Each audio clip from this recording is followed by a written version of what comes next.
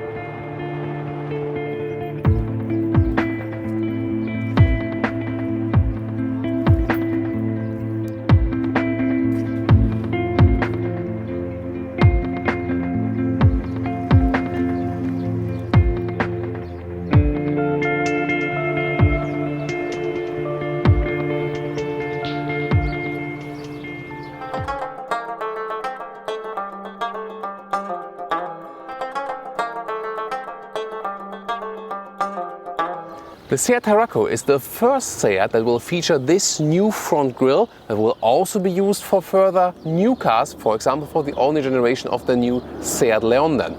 Very interesting, and it looks a little bit like a single frame grille at Audi for sure. It standard comes with LED headlamps, also with nice LED daytime running like signature.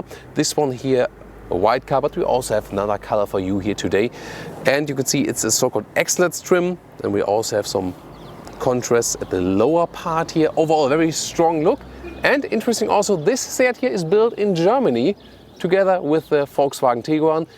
Volkswagen Tiguan Allspace would be the direct sibling because it's a little bit longer, and also the Skoda Kodiaq. All three of those cars are basically from technology identical. Of course they have some differences. We'll experience those today. The length is at 4,73 m, 15'5" or 186 inches. And if you compare that to the Tiguan Allspace or the Skoda Kodiaq, that's about 3 centimeters longer, so not really a big of a difference. So those three siblings are also optionally offered then with 7 seats, so a third seating row. We'll take a look at that, of course, when we take a look at the interior. The styling here is defined by the dropping line at the height of the door handles. You can see a black contrast here. This is still the typical SUV look. Overall, they try to be rather a little bit angular and, you know, not too playful, but I think it really fits as for the design. Those ones here are the 18-inch rims, together with some special mountain tires. You can still use them on the road, but of course we have some more profile here today because we will have some soft off-road situations. Roof rails right here, and you can see the window line stands rather upright.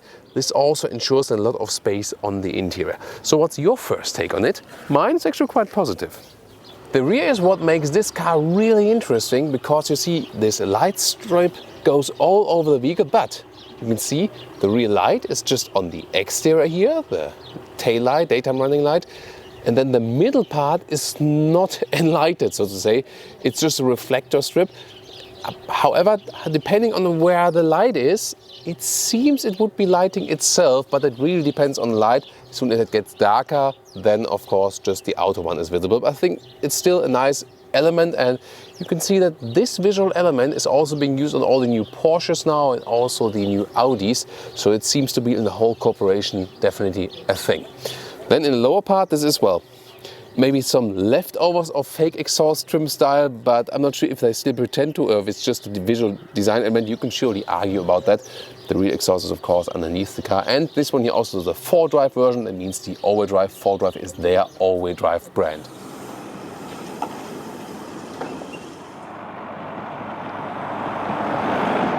Sadly, no hydraulic strut for the engine, but you could see that this is the real deal for the off-road here today, because the engine compartment is not cleaned at all. Looks pretty spectacular, right? There on the diesel side, 2-liter TDI with 150 or 190 horsepower, the bigger one than always with 7-speed DSG and all-wheel drive. And the same here also for the TSI almost. It's a 1.5-liter TSI with 150 horsepower 6-speed manual front wheel drive, or this one here today, the 2-liter TSI, 190 horsepower you see, 7-speed DSG and all-wheel drive. Later on they say it will also have an alternative drivetrain. Let's see about that. We don't know the specifics yet, but of course we'll keep you updated here on Autogefühl.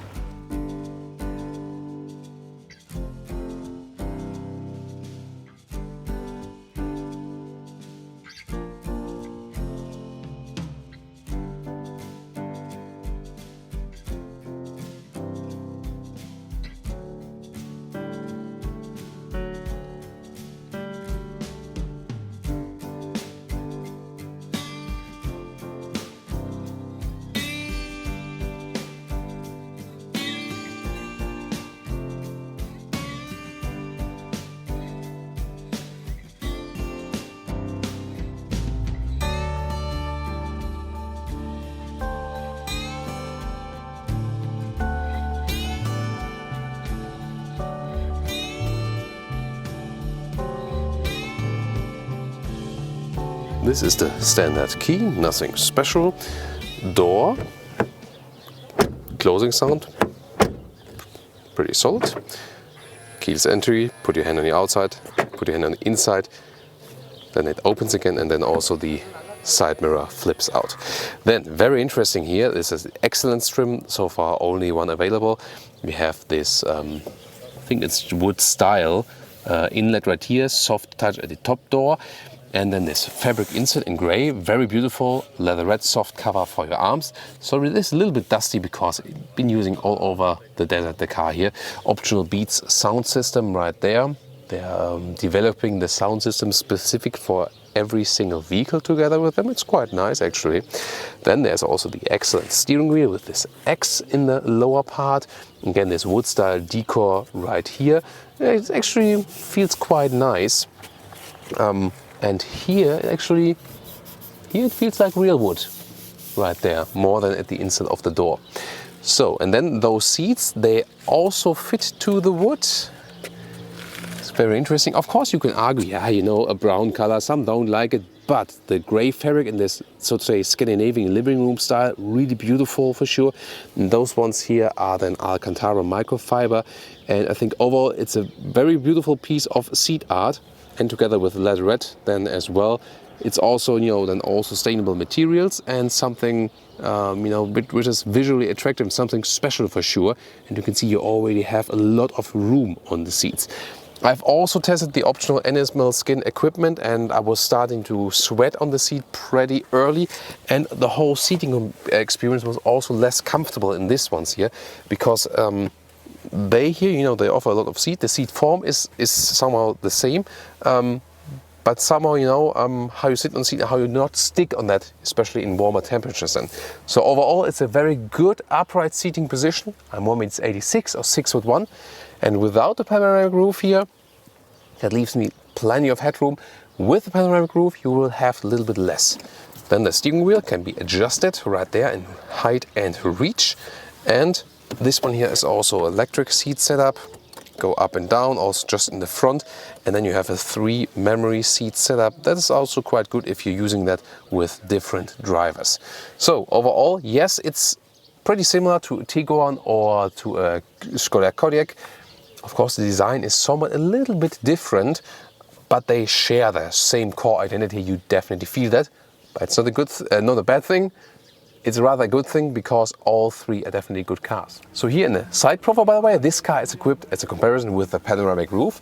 That doesn't leave me too much headroom still, but you can see even with the panoramic roof, it still easily fits for taller adults. And by the way, since this has the panoramic roof, you can see there's this black shade and it goes all over the vehicle, you can see, and you can also open it like this, so you can have some fresh light inside there.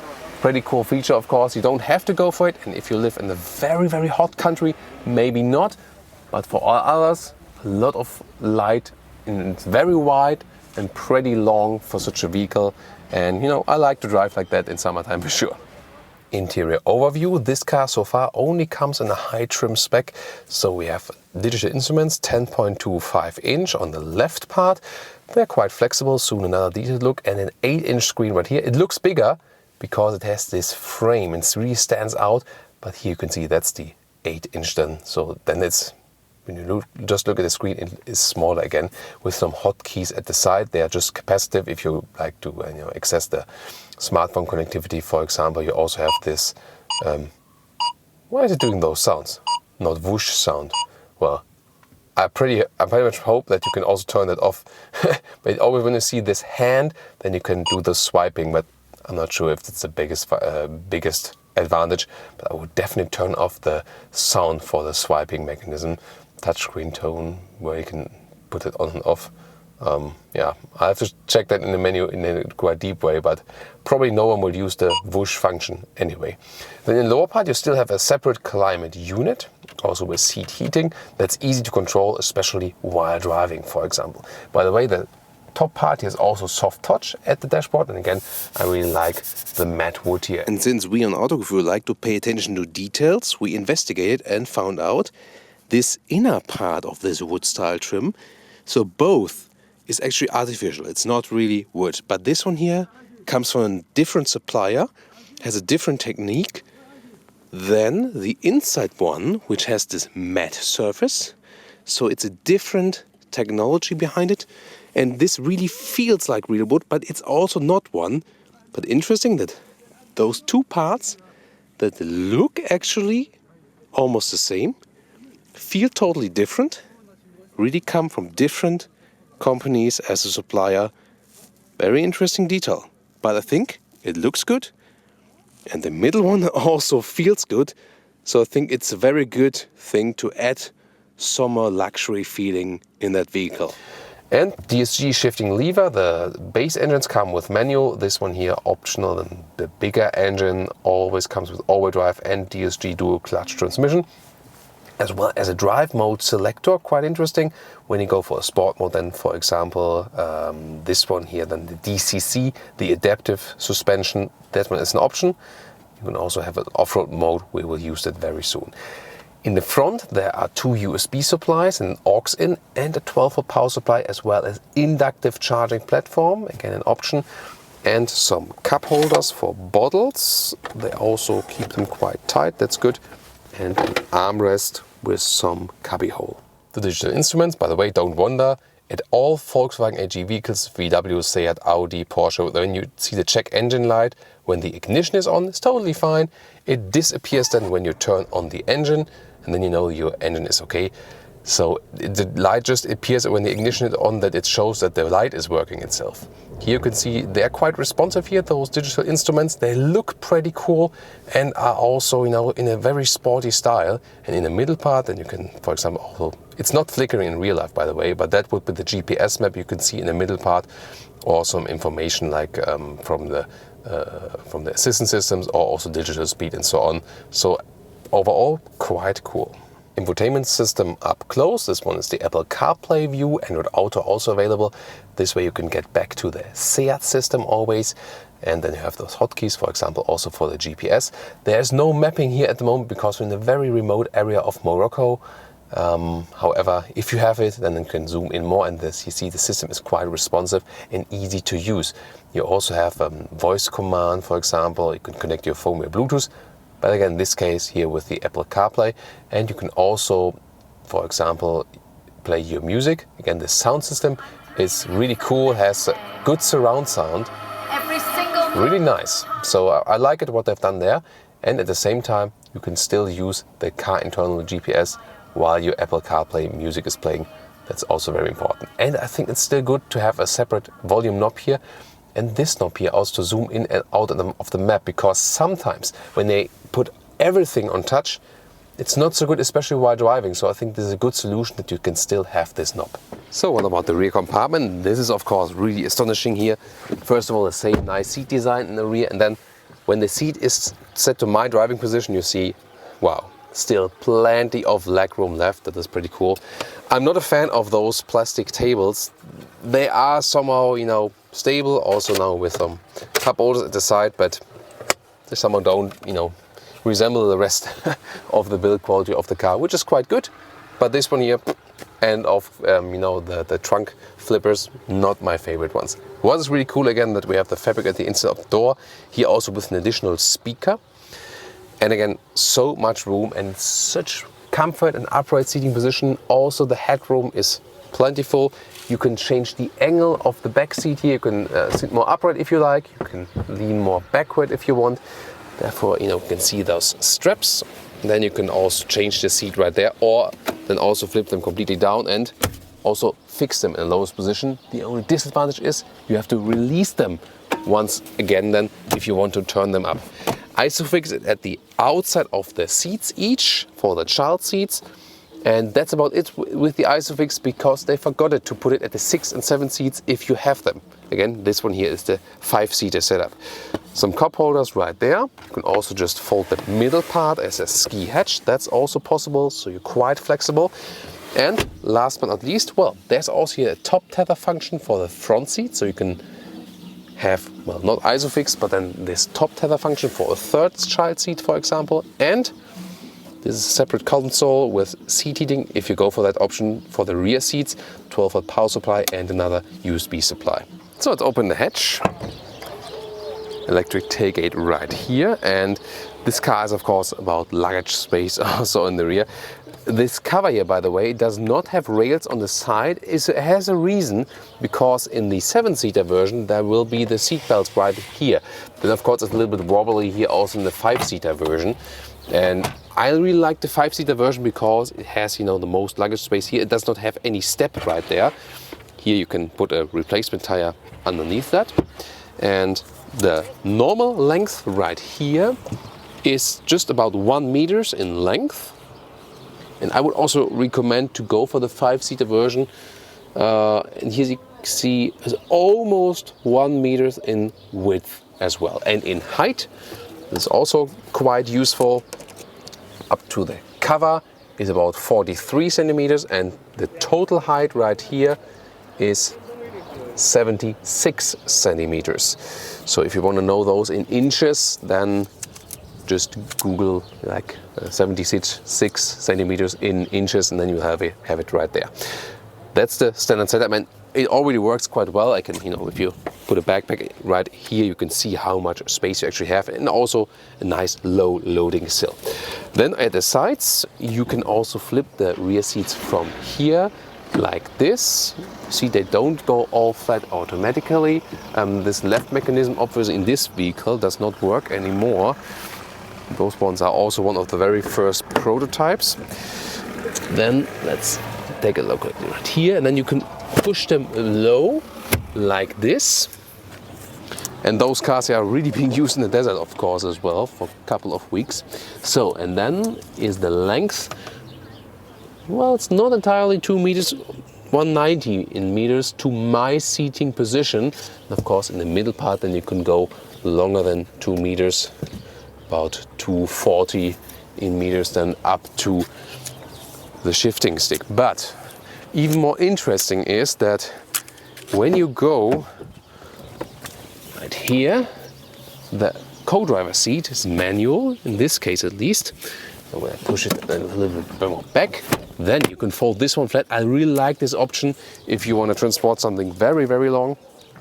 And then you can go all the way through, and it is actually that the measuring stick down is almost not long enough for that, because that is then up to the front dashboard is 2 meters 90.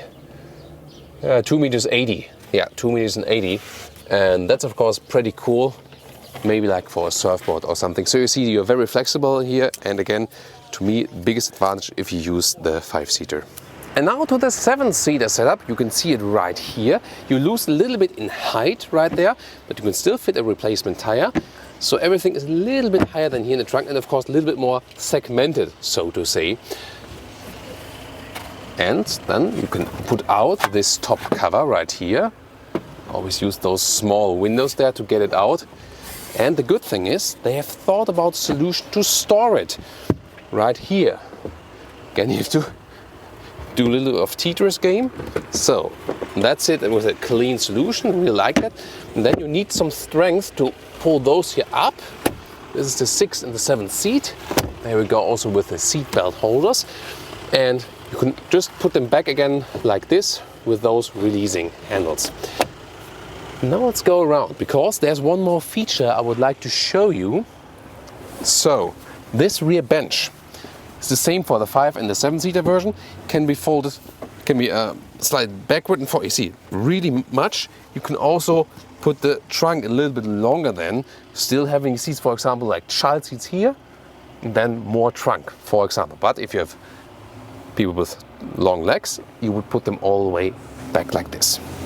And then this one here flips the seat like this. But now you also have this top handle here, and this top handle, you can flip it and slide it at the same time. This is of course good, because then you can have an access right here, and it's actually quite okay to go inside. So it's not the best for sure, but yeah. And then it depends on where would this seat be. If it's all the way back, you can see no chance for me. So, and headroom wise, well, it does fit somehow. Yeah, that's okay. But then if it would be like this, you can see this would be okay, but then there's not real much legroom in the front of the seats. So I can say for tall people it does not work here in the rear. And the thing is also, they did not put Isofix here on the 6 and 7 seat. It's the same for the Skoda Kodiaq and the Tiguan Allspace. To me that doesn't make too much sense, because then who should sit here? Really small children need child seat. Can't use them on a 6 and 7 seat. Taller children or adults are maybe too tall. So there must be children who are, you know, not that small anymore that they need child seat, but they're not that old that they are too tall. So some like very limited usage of the 6 and 7 seat. And then I think you could rather leave it out, have the full flat bottom in the rear. So what do you think? Are you someone who is using 6 and 7 seat quite often, and for whom? And please tell me in the comments, and we can also have a more, better discussion about that.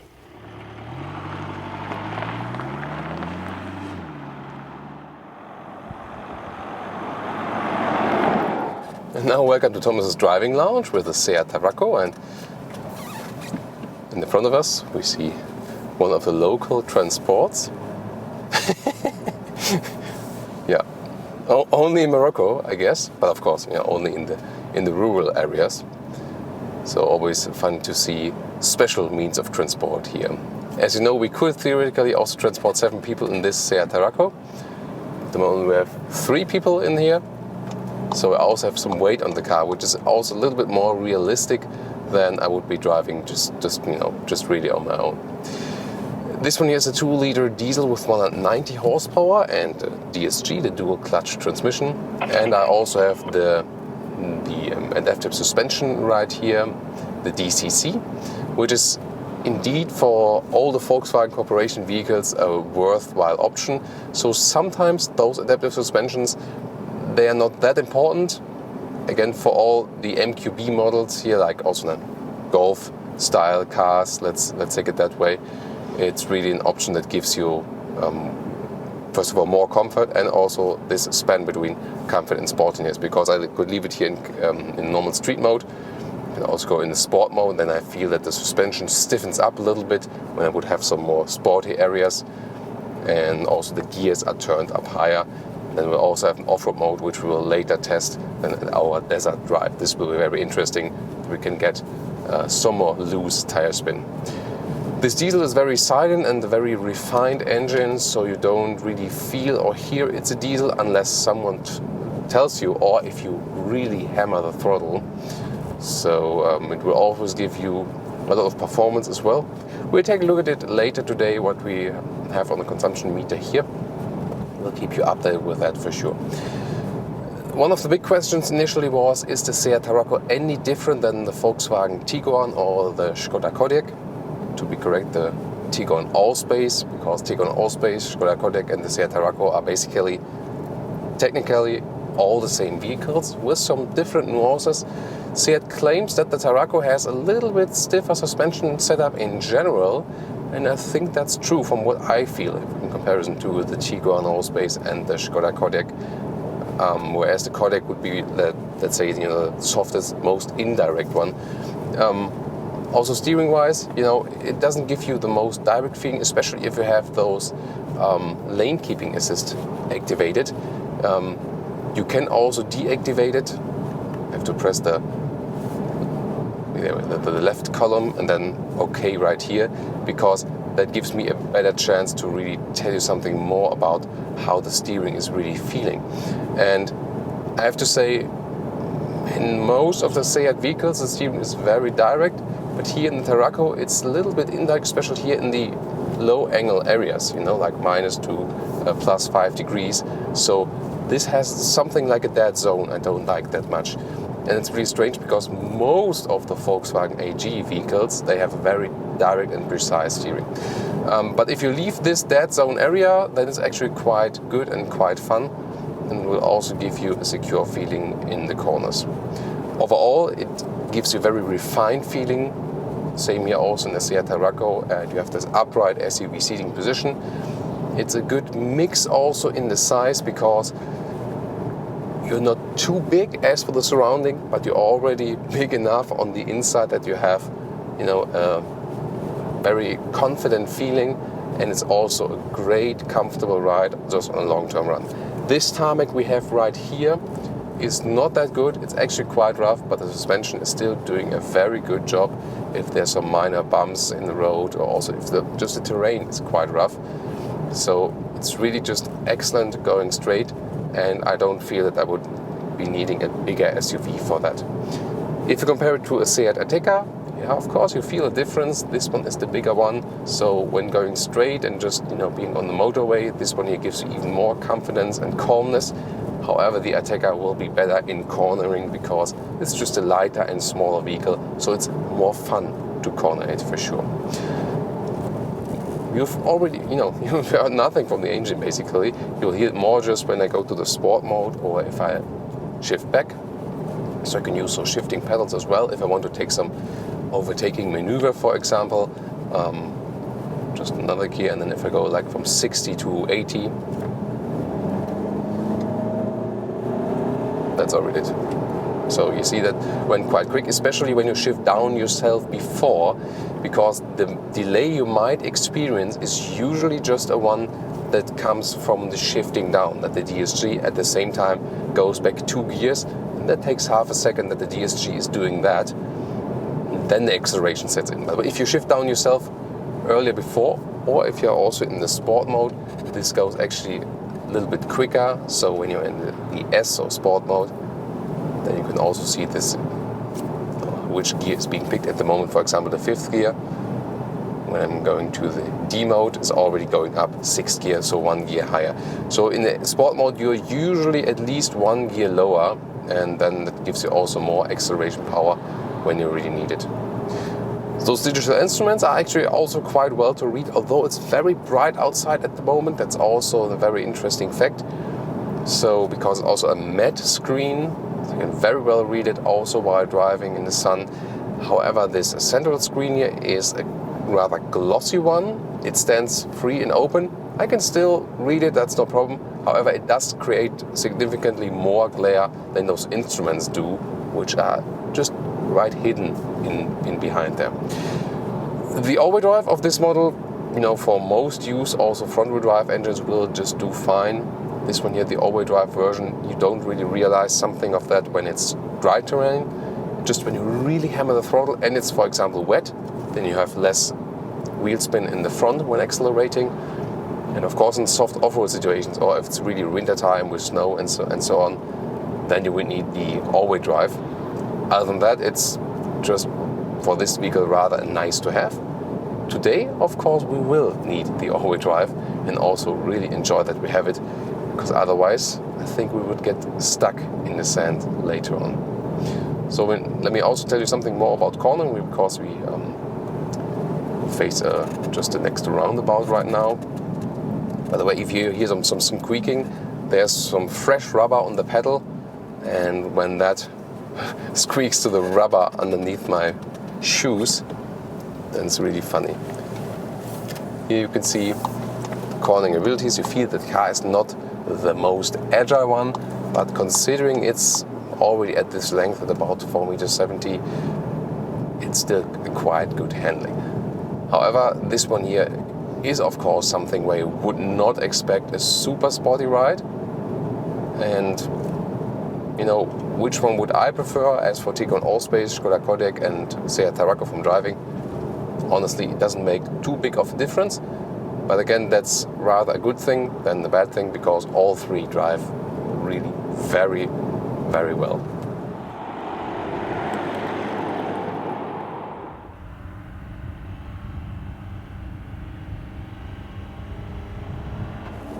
Now to our sand dunes driving part, and of course we need a lot of gas. We've turned the ESC to Sport right here, that we can have this little bit more wheel spin. Also we're in the off-road mode, and the off-road mode actually also gives us a little bit more spin. Basically it allows a little bit more that the car can spin a little bit more, because here if we would break down by the ESC, then the car would come to a stop maybe.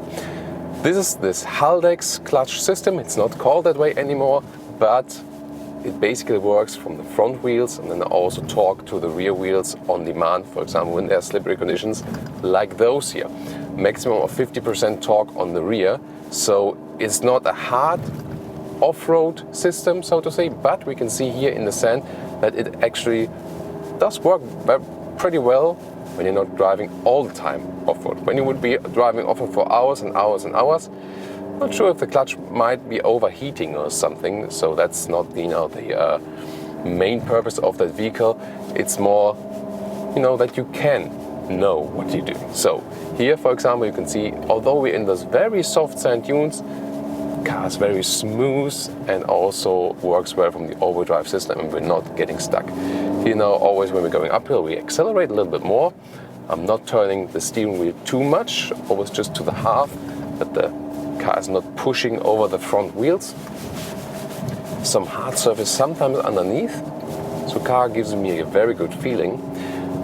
Before we start driving here, we put the tire pressure from over 2 bar to lowered it to about 1 bar, so that way the tires have more contact to the ground if they're basically flatter and pushed down with the car. So we have more contact than with that sand to get more traction to the ground right here. So it's really a lot of fun driving in the sand. I really love sand and ice driving, because that is actually, with those slippery conditions, it's really a lot of fun, because you can just slide the car around a little bit and it's all very smooth driving. Really impressive also with the whole landscape here in the Sahara Desert, biggest sand desert in the world, so to say. So I hope you also enjoy the view right there to the front. Here also when we're going in a berm, really well done. I also feel that the distribution of the all-wheel drive goes, back and forth.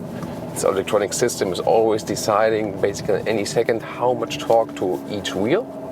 They also updated the system here on the electronic side for the Tarraco. I think so far it's really interesting. You rather wouldn't do that, of course, with your normal Tarraco at home, but it shows that when you are in some, in some conditions where you might be having some wheel spin or something, you're also just fine right there.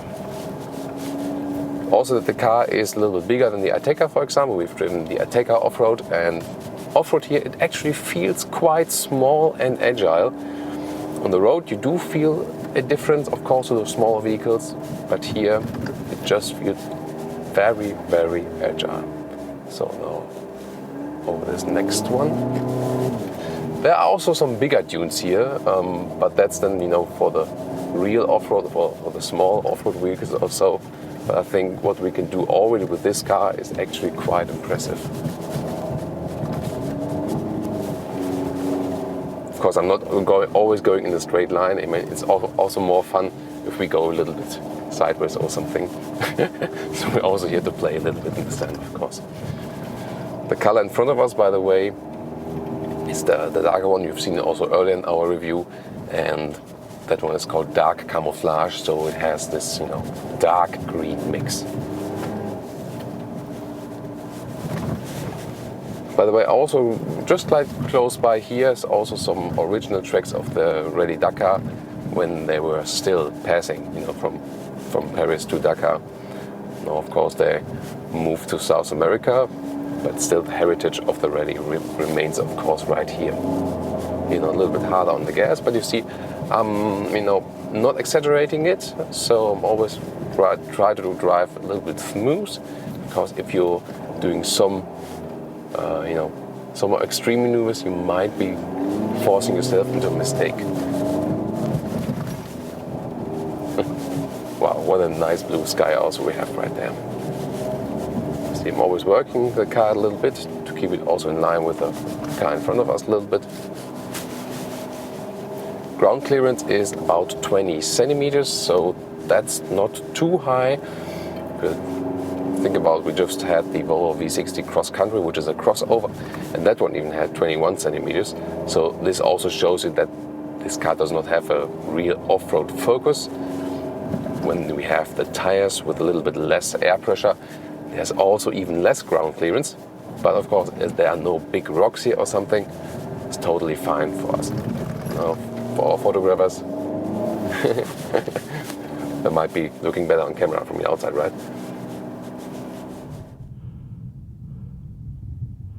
And now to our conclusion for today from the Sahara Desert with the all-new Seat Tarraco. From the exterior styling, I think they really managed to put a very sporty note to this rather already, for European relations, big SUV.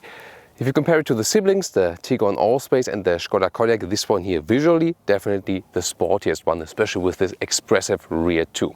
The interior has a nice build quality, also great with those fabric seats we've seen here today, very comfortable and a lot of room available, especially then in the rear compartment. So this one will be replacing, maybe, you know, here and there, some vans. It's like this trend.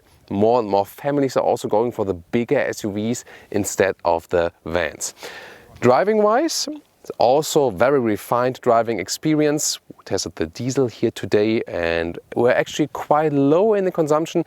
When we just were cruising about 6 liters on 100 kilometers, that is actually quite noticeable for the diesel, especially here. And this is about, you know, 39 mpg, so, and over 40 UK gallons. Really interesting as well also for this respect. Then off-road driving, you can see this Haldex class is of course not really thought for permanent off-road driving. It's not a permanent all-wheel drive, but you can see in slippery conditions it does a very good job, that you can even take this car here, which is, you know, thought to be a family SUV, out in the desert for some off-road driving fun. What do you think about the all-new Seat Tarraco? Please tell me in the comments. Let's discuss this vehicle and also tune in next time.